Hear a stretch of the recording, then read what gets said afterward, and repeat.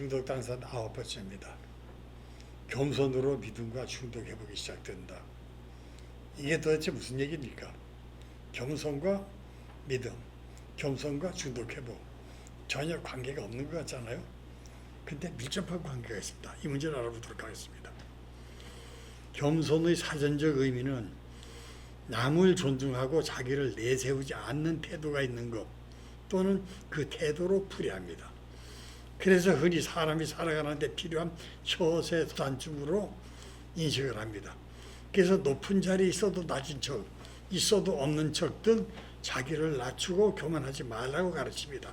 특히 선거철이 되면 공직 후보자들은 겸손을 몸소 실천합니다.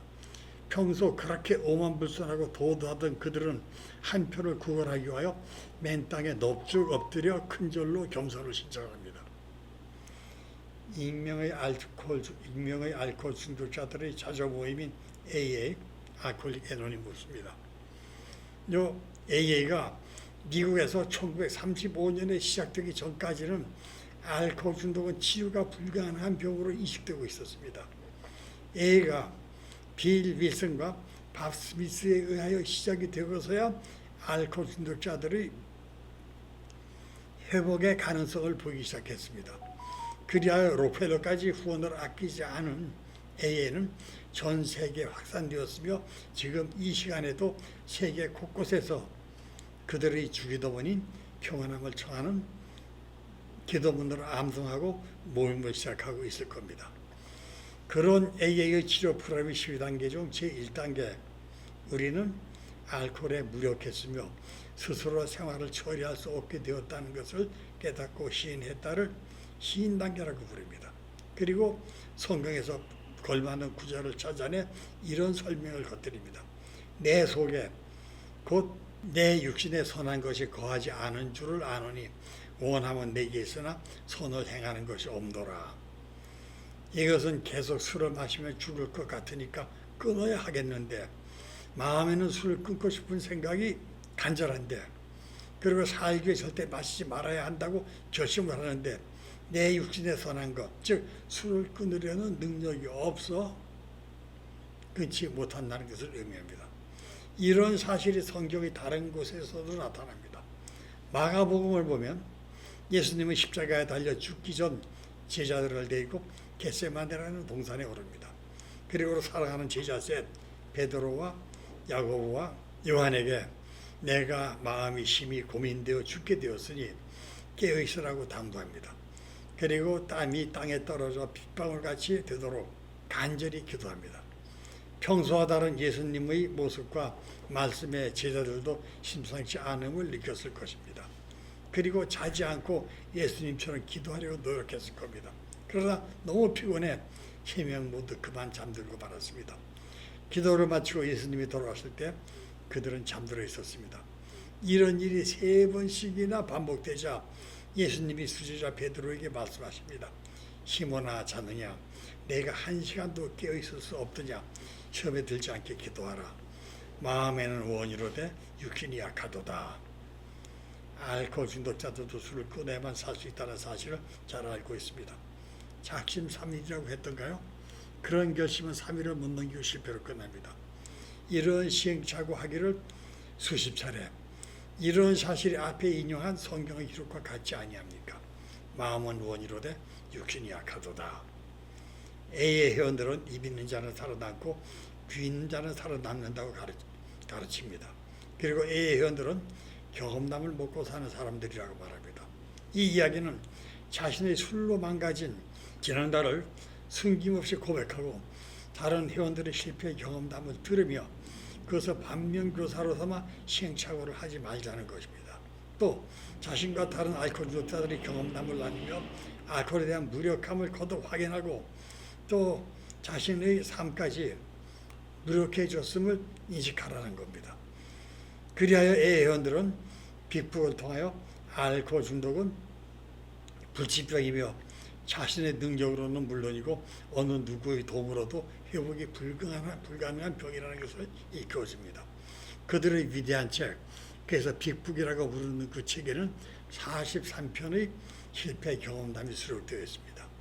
A 회원들은 그 책을 읽으며 또 회원들의 경험담을 들으며 그래서 자신이 알코올에 철저히 무력해졌음을, 철저히 겸손해졌음을 인정하게 됩니다.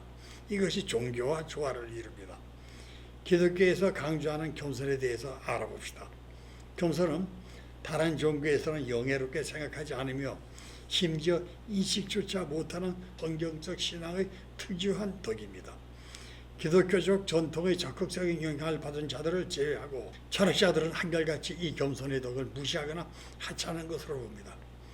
아리스토텔레스는 겸손의 이면이라고 할 수 있는 고결한 자만심을 찬양했습니다.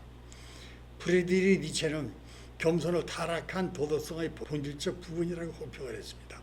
그리고 그는 바울과 같은 못난 개인들이 일종의 노예 근성을 최고의 탁월한 위치에 올려 세움으로써 그들의 천박함과 허약성을 변형시키려는 변질된 가치관이라고 논평을 했습니다.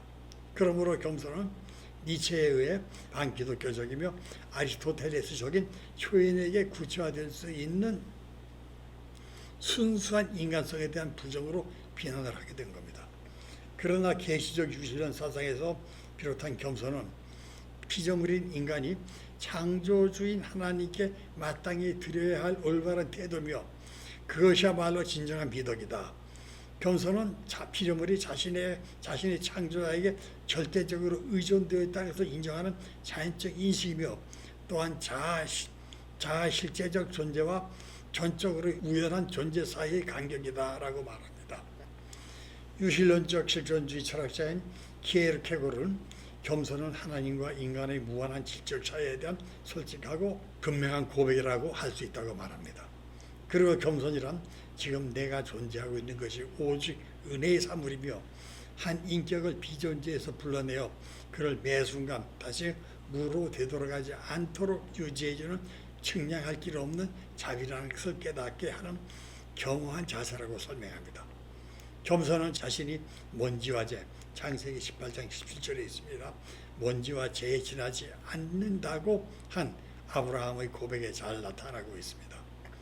에에서는 히로프레미 12단계 중 제1단계를 흰 단계, 나아가 겸손 단계라고 가르칩니다. 제1단계는 다음과 같습니다. 우리는 우리 생활을 악화시킬 정도로 술해졌다는 것을 깨닫고 시인했다. 이것은 알코올 중독자가 된 사람은 불치병인 알코올 의존증에 걸린 환자이며 한번 알코올 중독자가 되면 철저하게 술에 의존되어 있어 즉 노예가 되어 끊는 것도 불가능하고 온갖 치료로 마시는 것을 중단할 수는 있어도 다시 정상적인 의지자가 될 수 없다는 사실은 수많은 경험담을 통하여 깨닫고 받아들이게 합니다.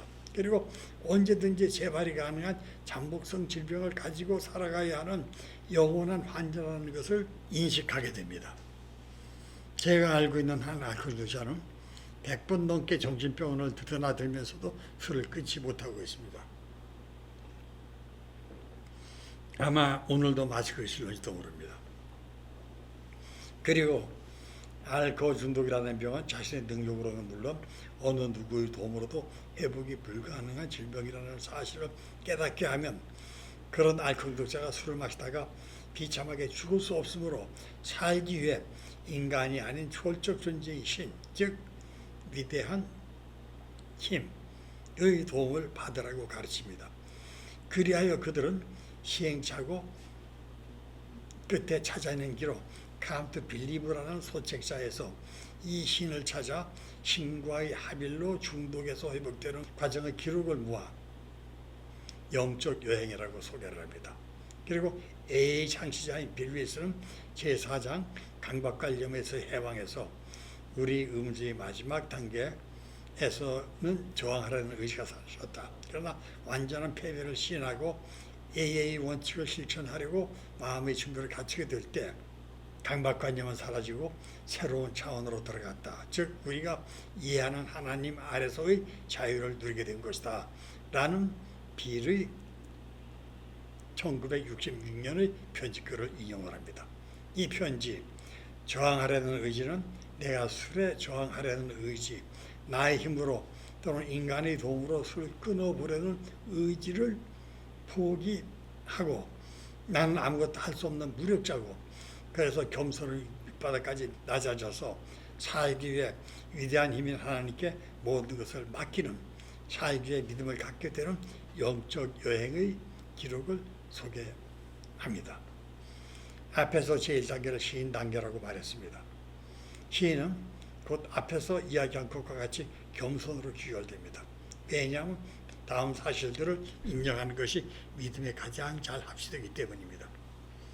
하나님께서 입혀주시는 옷을 입기 위해 우리는 장점이 전혀 없는 벌거숭임을 인정하고, 그에게 도움을 받기 위해 우리에게 좋은 것이 전혀 없음을 인정하고, 그로 말미암아 조명을 받기 위해 우리는 소경임을 인정하고, 그에게 고침을 받기 위해 우리는 절름발임을 인정하고, 그의 도우심을 얻기 위해 우리의 약함을 인정하고, 하나님만이 영광을 받으시며 우리는 그 안에서 영광을 얻도록 우리 자신에게 영광 돌릴 가치들을 제거하는 것이다. 이 말은 겸손의 정의로 프랑스의 종교개혁자 장 칼뱅의 저서 기독교 강요에서 이렇게 설명을 하며 겸손이 믿음의 시작이라고 주장을 합니다. 이것이 무력함의 시인이며 나아가 겸손에 이르는 기독교 믿음의 근본입니다. 겸손이 믿음의 시작인 겁니다. 오래전 기도원 전성시대가 있었습니다. 당시 의료 수준이 지금만 못하고 많은 사람들이 불치병으로 고생하고 암 등의 질병으로 생명을 잃을 때였습니다. 병원에서 6개월 또는 1년이란 시한부 인생의 진단을 받은 환자들은 살기 위해 종교에 귀했습니다. 그리고 모두는 아니지만 얼마의 환자들이 기도를 통해 또는 병 고치는 신유 인사를 받은 기도원장들에게 안수를 받고 암이 치유되었다는 소문이 종교계에 널리 퍼져나갔습니다. 그래야 말기암 환자들이 기도원에 운전성시를 이루었습니다. 저도 도무지 끊어지지 않는 술을 끊어보겠다고 포천의 유명한 A씨 기도원을 찾은 일이 있었습니다. 그곳에는 말기암 환자는 물론 그 환자 보호자들로 2천여 명이 들어가는 거대한 예배당은 발 디딜 틈도 없었습니다. 그곳에서 한때 세상에서 인기를 독차지했던 유명 여성 톱스타의 유방암 시술을 하는 장면을 직접 목격하고 큰 충격을 받은 일이 있었습니다. 소문에 의하면 상당한 재력가와 결혼하고 연예계에서 은퇴한 것으로 알고 있던 배우였는데, 그 여배우가 유방암에 걸려 세상 유명 병원에서 치료를 포기하자 마지막 신랑 같은 희망을 찾아 소문난 그 기도원에서 의학에서 인정받지 못한 치료에 생명을 맡긴 것이었습니다. 알코올 중독은 점진적 진행성 질병입니다. 그리고 육체적 질환이 오기보다 먼저 정신적으로 병들기 때문에, 그리고 마시기 위해 자신의 병인 알코올 중독을 부정하기 때문에 사망이 오기 전까지 앞에서 말한 말기암 환자들과 같은 위기의식을 못 느낍니다. 또 간질환과 같은 경우 간은 자각 증상을 느끼지 못하기 때문에 말기암까지 진행되어서 통증을 느끼고서야 비로소 자신의 병을 알아채고 치료를 서두르나 이미 병이 악화되어 치료 시기를 놓칩니다. 이와 똑같이 알코올 중독은 점진적으로 진행하기 때문에 알코올 중독의 위험에 도달하기 전까지 이 병을 부인하고 끝까지 치료받기를 거부하기 때문에 사망에 도달합니다. 여러분이나 여러분의 가족이 아직 알코올 중독에서 허우적거리고 있다면 치료기관을 찾아 자신의 병이 얼마나 진행되는지 알고 알코올 중독이라는 병을 극복하고 말기암 환자가 더 이상 치료가 불가능한 환자가 기도원을 찾듯 또 성경에서 만난 수많은 불치병 환자들이 살기 위해 예수님이 옷자락이라도 잡으면 살기를 기도하듯 완전한 항복, 즉 겸손의 지형에 이르러 치료에 의존하는 것이 회복의 시작일 것입니다. 그리하면 말기암에 걸린 부자가 살기 위해 목숨만 살려준다면 자기가 평생 모은 돈은 물론 자신의 모든 것을 바치겠다는 심정으로 치료에 도움이 되는 것이라면 물불 가리지 않고 따르지 않겠습니까? 알코올 주자는 강박적 음주를 하는 것이 특징입니다. 강박적인 두려움이 따릅니다. 계속 마시면 죽는 줄 알면서도 마십니다. 마시지 말아야지 하면서도 마십니다. 이것이 강박적 음주입니다. 이런 강박증을 제거하는 것이 믿음입니다. 어떤 강력한 힘을 가진 분이 나를 보호해 준다고 믿으면 강박증이 사라집니다. 인간에게 가장 두려운 것이 사망입니다. 그러나 죽음도 죽은 후에 행복한 저 세상에 있다고 믿는 신자들은 죽음도 두려워하지 않고 웃으면서 순교한 사실을 우리는 성경에서만이 아니라 역사에서도 만나지 않았습니까? 그래서 고민합니다. 정말로 신의 존재를 인정할 수 없다면 살기 위해 없는 신을 존재한다고 믿고 존재한다고 가정하고 한번 믿어보라고, 그리고 그 신의 가르침을 살기 위해 따르라고 고민하라는 겁니다. 이상으로 주육단서 마치도록 하겠습니다.